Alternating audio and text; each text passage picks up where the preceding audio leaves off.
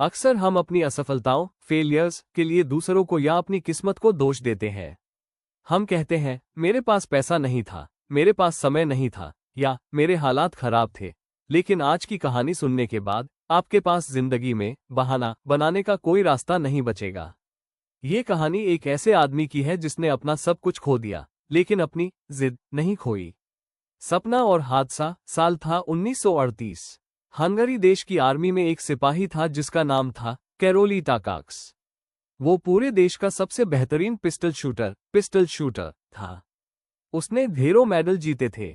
सिर्फ उसे ही नहीं, पूरे देश को यकीन था कि 1940 में होने वाले ओलंपिक्स में गोल्ड मेडल कैरोली ही जीतेगा। उसका सपना उसकी आंखों के सामने था, लेकिन वक्त को कुछ और ही मंजूर था। एक आर्मी ट्रेनिंग कैंप के दौरान एक भयानक हादसा हुआ।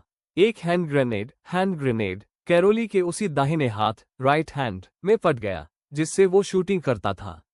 एक पल में सब खत्म। उसका हाथ शरीर से अलग हो गया। वो हाथ जिससे वो गोल्ड मेडल लाने वाला था, अब वो रहा ही नहीं। लोग कहने लगे अब ये जिंदगी भर लाचार रहेगा, इसका करियर खत्म। संघर्ष द स्ट्रगल। कैरोली अस्पताल में पड़ा था। उसके पास दो रास्ते थे, या तो वो पूरी जिंदगी रोता रहे और अपनी किस्मत को कोसता रहे, या फिर वो उस चीज पर फोकस करे जो उसके पास बची है। कैरोली ने दूसरा रास्ता चुना। उसने देखा कि उसका दाहिना हाथ राइट हैंड जा चुका है, लेकिन उसका बायां हाथ लेफ्ट हैंड अभी भी सलामत है। भले ही उसने आज तक कभी बाएं हाथ से बंदूक नहीं उठाई थी, लेकिन उसने फैसला किया कि वो इसी हाथ को दुनिया का सबसे बेहतरीन शूटिंग हैंड बनाएगा। इलाज के बाद वो गायब हो गया। किसी को नहीं बताया कि वो कहाँ है। वो अकेले में छुपकर अपने बाएं हाथ को ट्रेनिंग देने लगा।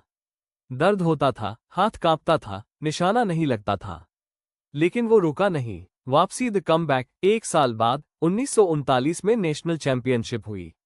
वहां हंगरी के सारे बड़े शूटर्स आए हुए थे। अचानक उन्होंने देखा कि कैरोली भी वहां आया है।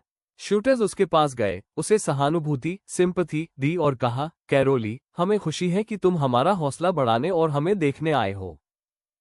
सब हैरान रह गए। बिना दाहिने हाथ के मुकाबला शुरू हुआ। और जानते हैं क्या हुआ? उस दिन उस एक हाथ वाले आदमी ने दोनों हाथ वाले चैंपियंस को हरा दिया और गोल्ड मेडल जीता। इम्तिहान अभी बाकी था। The real test. कहानी यहां खत्म नहीं हुई। उसका लक्ष्य था ओलंपिक गोल्ड, लेकिन किस्मत ने फिर खेल खेला। 1940 का ओलंपिक विश्व युद्ध वर्ल्ड वॉर की वजह से कैंसिल हो गया।